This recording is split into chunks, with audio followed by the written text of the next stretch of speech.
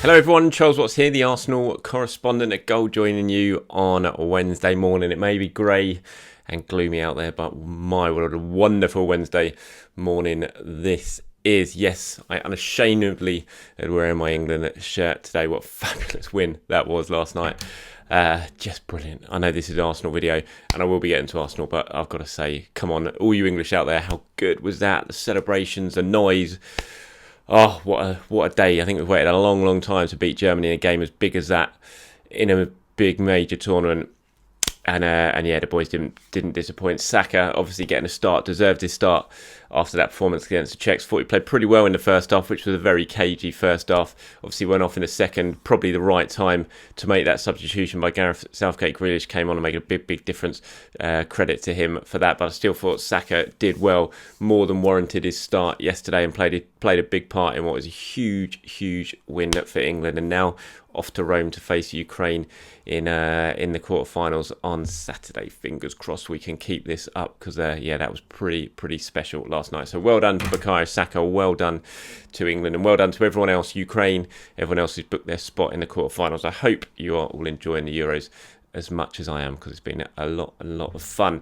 Anyway, let's talk about Arsenal now quickly, shall we? And fingers crossed, we are getting closer towards a double deal at Arsenal.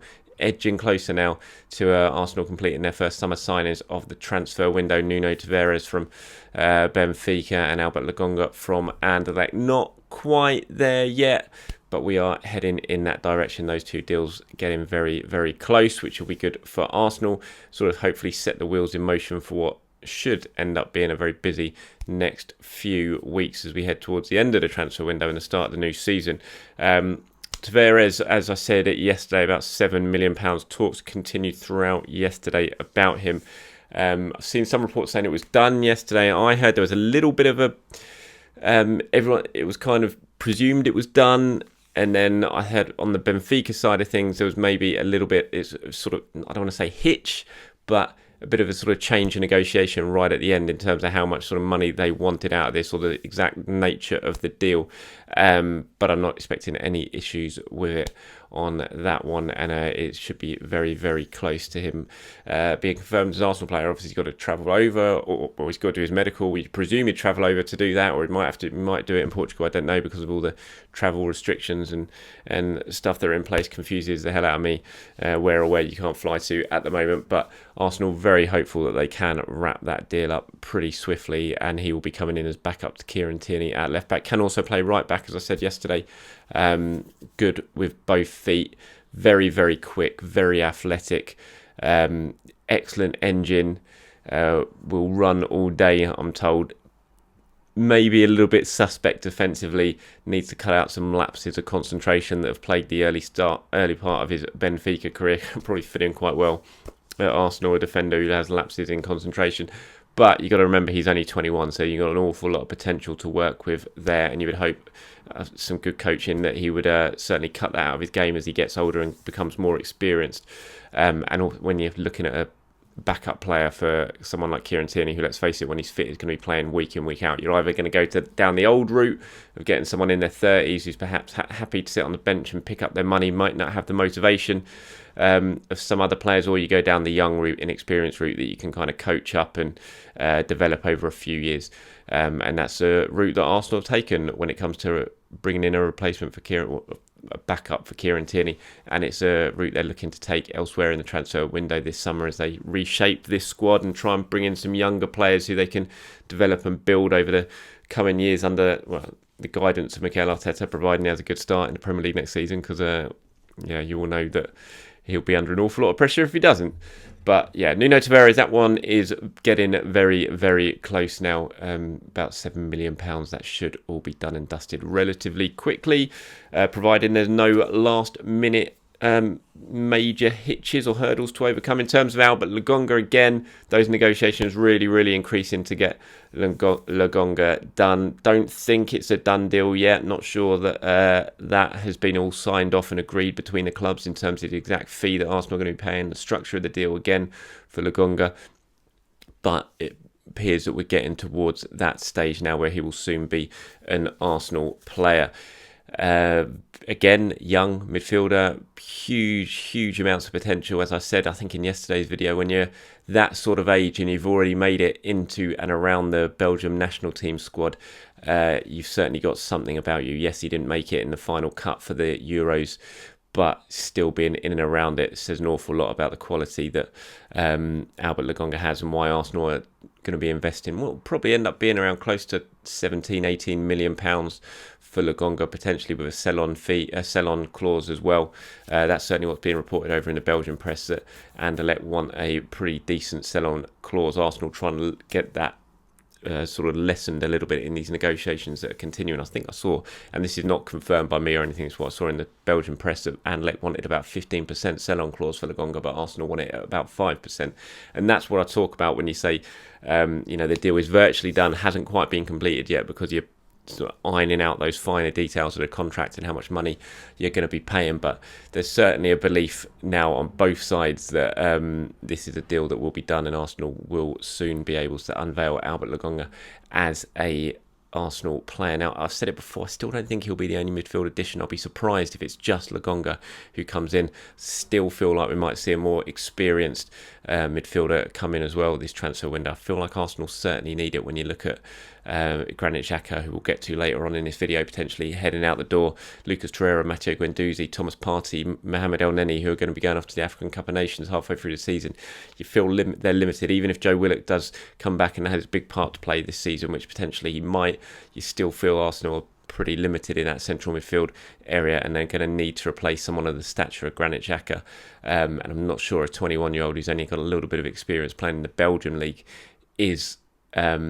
you can really replace someone like Xhaka, who's that important to the team, with someone like that. I think you need someone else as well, just to share the burden and bring in that extra experience and quality. So for all of you worrying that maybe this will be the only midfield deal, I still feel like there's probably going to be more to come from Arsenal in that department. But you're looking at about £25 million for these two players combined in Lokonga and Tavares.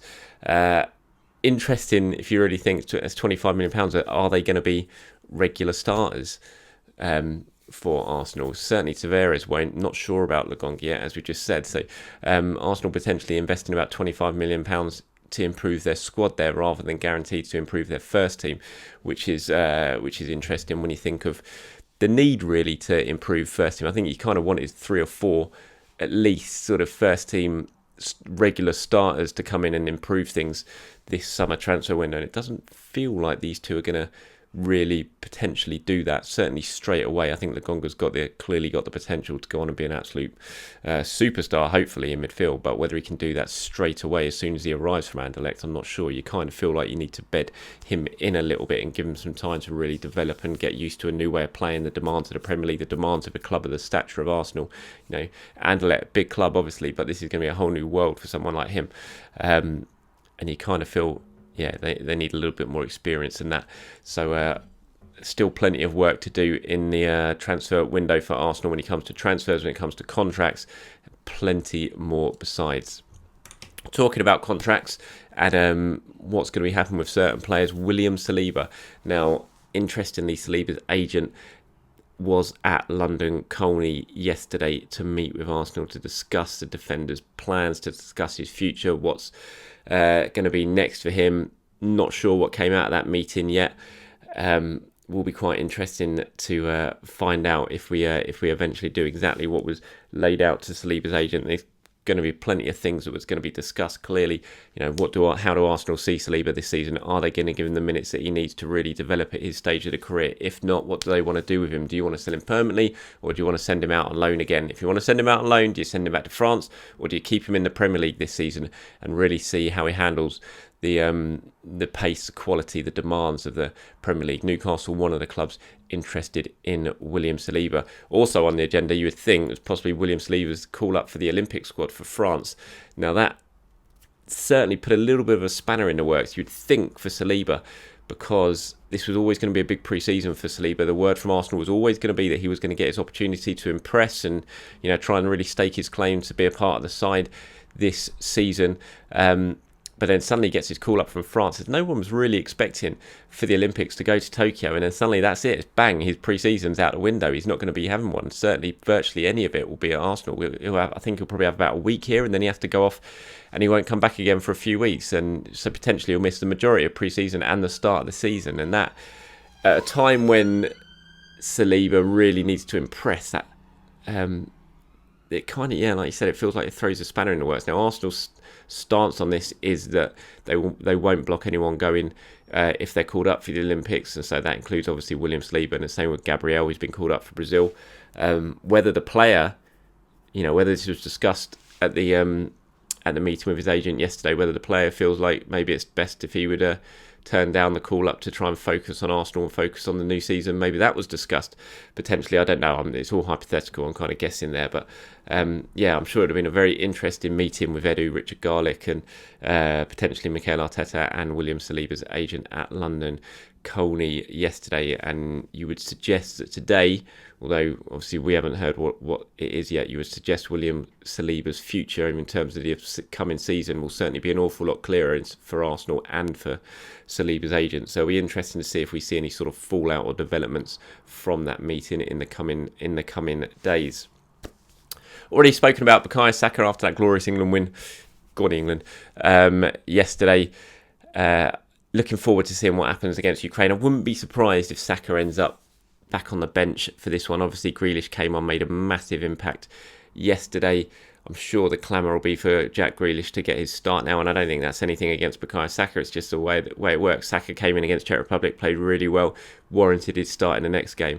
Potentially, you look at this, Grealish coming off the bench yesterday, making that sort of impact, potentially warrants his start against Ukraine on Saturday in Rome. So we might have to go back to seeing Bukayo Saka on the bench. But like I said, that's not going to be anything against Bukayo Saka, and he's playing a big part in this tournament. Bernd Leno now out, which will be interesting in terms of what happens with him now. Arsenal and the goalkeeper situation is something that hasn't really kicked into gear yet, because mainly Bernd Leno has been away with Germany at the Euros. Now he's out. You can really sort of start to focus on what Arsenal are going to do with the goalkeeper situation and with Leno. I'm sure talks will be held in the coming days, weeks, to decide what Arsenal want to do. They do hold an interest in Aaron Ramsdale from Sheffield United. Sheffield United asking for big money for Ramsdale. Not sure Arsenal are going to pay what Sheffield United are asking for, and I think before they even think about investing that amount of money anyway, potentially sort of £20-25 million in someone like Aaron Ramsdale, they need to know exactly what's happening with Bernd Leno, and they don't know what's happening yet with him. We've spoken at length about the interest in Andre Onana as well, the Ajax goalkeeper. He's certainly going to be a lot cheaper than Aaron Ramsdale, but as far as I'm aware, Arsenal haven't firmed up their interest in him at all since that verdict on his doping ban, and that he was reduced to 9 months. Potentially Arsenal were hoping that ban was going to be reduced even further. I don't know, again, that's me just presuming, but Arsenal certainly haven't backed up their interest in Onana with any firm bid, and you kind of feel like maybe they're beginning to move away from that idea now, but again, plenty of time for that to change in the upcoming window.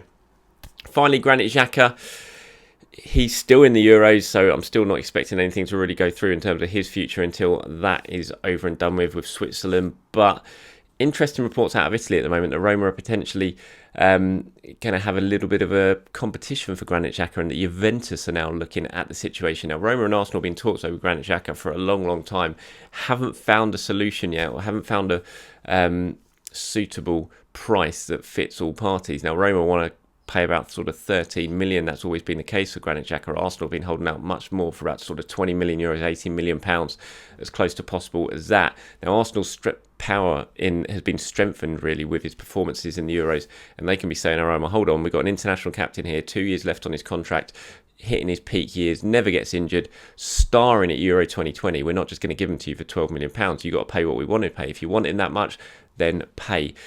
Xhaka's position is probably going to be fairly key in this as well, and at the moment he's concentrating firmly on Switzerland. Once they're out, maybe that he will try and ramp up the pressure on Arsenal to get this deal done, because he clearly wants to move to Italy at the moment, and he's clearly happy about the links to Rome. He's spoken about it already, and he feels the time is right to leave Arsenal. But again, Arsenal just can't accept what Roma are offering. They've got to get as much money as they possibly can for him. The Juve interest will be interesting because Arsenal could almost use that as a bit of a bargaining tool again, and maybe it might drive the price up a little bit more if Juve suddenly come to the table and say, okay, you want 20 million for him, here you go. And maybe Roma, that will prompt them into action as well. Locatelli is sort of involved in this as well. The reason apparently that Juventus are now interested in Granit Xhaka is because they're struggling to get a deal done with Sassuolo for Locatelli. He's around 30 million.